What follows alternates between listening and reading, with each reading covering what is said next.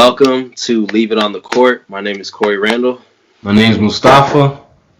So for today's segment, somewhat of a continuation of our last segment about the New York Knicks, except last segment we were focusing more on the coaching possibilities, but now it's more within the personnel with the team as far as the players and what changes the Knicks need to make to be able to at least start in the first step of being a playoff team.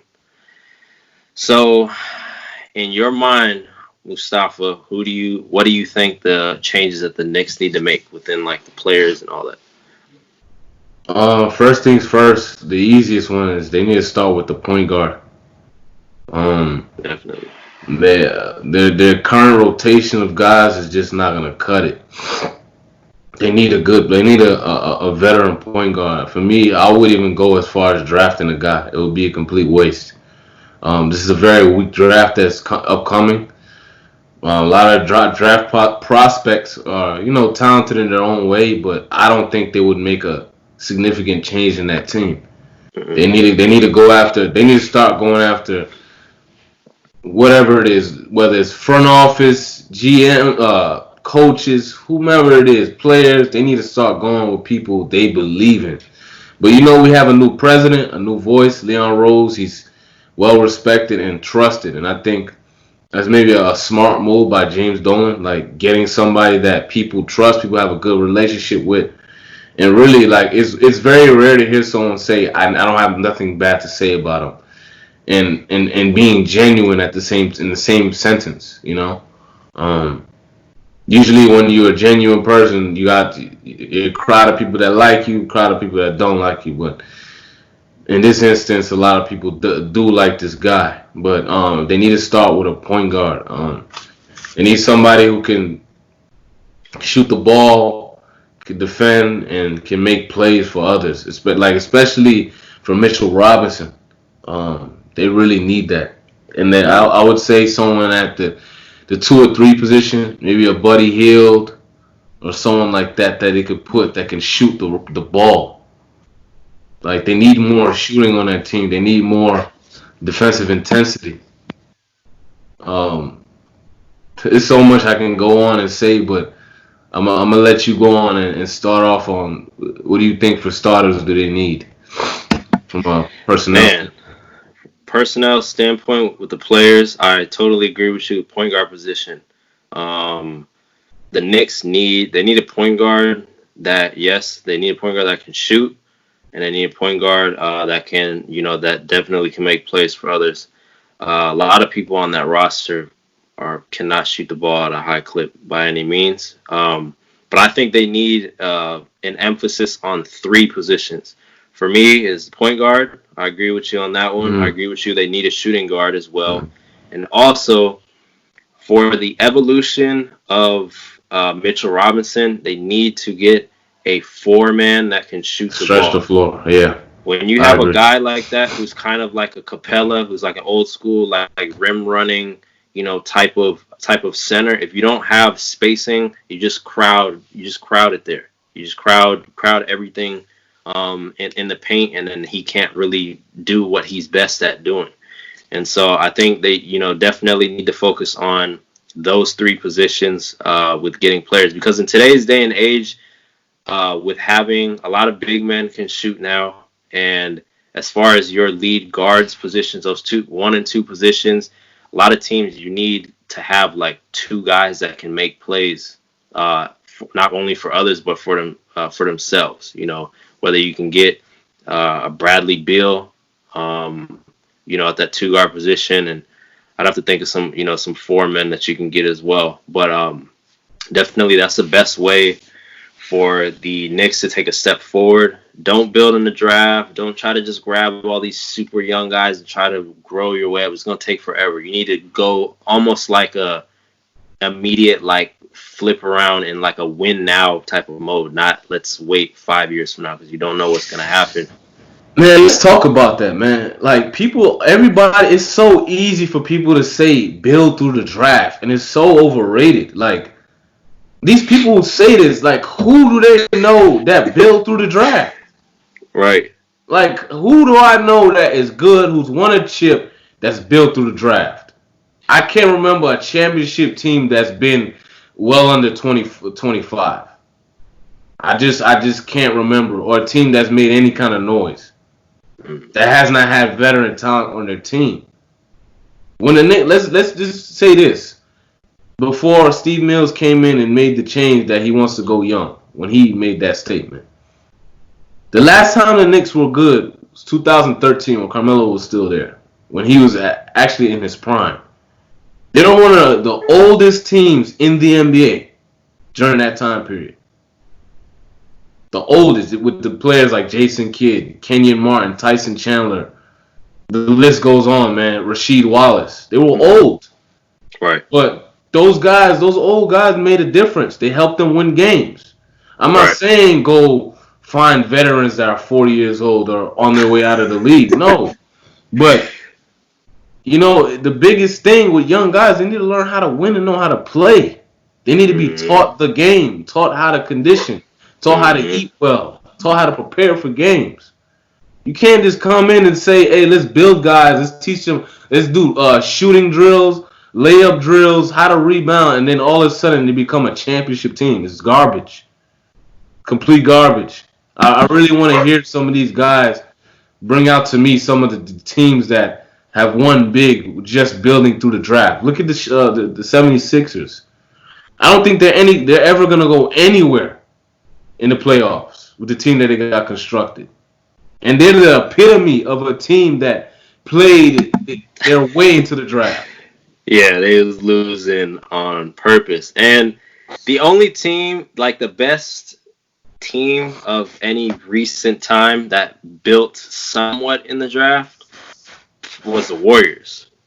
Right. But even with them, it was like, okay, we're going to build in the draft, get these guys we know we can build around in a way, and getting Clay, getting Curry, and getting Draymond as a steal in the second round.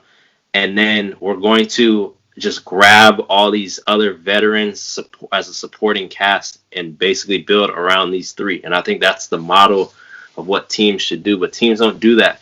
And I think the teams, guys, just they look at too many. To me, a lot of times these teams look at too many like overrated draft picks. Oh, you know, everything is always about, let me grab the 18-year-old or the 19-year-old, and he has this upside, and he's gonna just bring wonders to me, instead of kind of really analyzing the player. Like, you look at an Eric Pascal, you look at on the Warriors, you look at, you know, Damian Lillard, even Gary Payton when he came out. These are like guys who came out ready and prepared in the draft. They come out 22, 23 years old, and they're grown men ready to go. You're not necessarily having to wait, you know, 6 years for them to prove themselves. So I think that's like my biggest issue with the draft. But with the, you know, something that may help is this G League trend going on. You know, you're going to have guys who are going to leave high school, they go in the G League, and they may actually really hone their skills to be better prepared and make these drafts more worthwhile, having these getting these picks. Yeah, that's going to be very interesting to see how the development, is it going to be better for the players? How's it going to work out? That's going to be interesting, because them guys in the G League pretty hungry. As you know, guys want to get their opportunity, guys want to get called up. But you mentioned something very interesting in the last episode. You spoke about a lot of the coaching changes and Kristaps Porzingis. And when you have like a good player, I'm gonna just mention this: like, most teams look to surround him with other good players with talent. Mm-hmm. But it just seemed like it was a kind of an indifference. They were just bringing in guys who were like project players. You know, like, I really hope they learn from that situation, man, and learn this time around, man. Surround RJ with some good talent, because RJ's good, man. I don't think they should waste that talent. Mm-hmm. Especially with the, you know, the player empowerment now. Just you gotta surround guys with talent. With real talent. You can't just have a guy do it on his own, develop on. It's like you're teaching him to just do things on his own to win, and that's not the way to do it. When you surround him with the talent, it's like early on, he learns that, all right, without my teammates, without this guy, like I can't do it on my own. Mm-hmm. You know, I really feel that they should take the time and just do what some of these good teams do and surround. Like, look at Pat Riley. He's aggressive when Mm-hmm. he wants a Yeah, player. he's not afraid. He's not afraid, man. And he was kind of one of the advocates for drafting, but he's always been aggressive. He's done things the right way. I really like the way Miami's run, by the way. Yeah, great Uh, franchise. That's just like a really good example of how things, because they have a way they want to do things. Mm-hmm. They're not sitting there trying to please every player. It's like Doc Rivers said at one time in an interview. He said, "Man, listen, if me and a player get into it and we can't coexist," he said, "maybe we're just not a great fit. It Yeah. doesn't mean he's a bad guy. It doesn't make me a bad guy. We're just not a great fit. I have a way I want to do things." Mm-hmm. And to add to that previously, I think that's important. You gotta have in unison how things need to be done. Mm-hmm. And I think making this president change was I think it was big because I think one smart move or one insight that I think James Dolan got was around the league, people don't trust Steve Mills as much as you think. You know, the their front office personnel was starting to gain traction as doing things the right way, just going about things right. But over some time, things started leaking about Steve Mills over and over and over. You heard Derrick Rose on the radio where everybody can hear it. He wrote even in his book like, man, just be real. Mm-hmm. And for me too, I always kind of felt something funny about him. I don't just like in the press conferences, the interviews, like just how he would respond. Like I just felt something was off. Right. And players in the league could feel that. And if you got an owner like James Dolan where people don't trust him, he has to have somebody in the front line or somebody with him that people trust and people could take their word. It makes Mm-hmm. a huge difference. Right.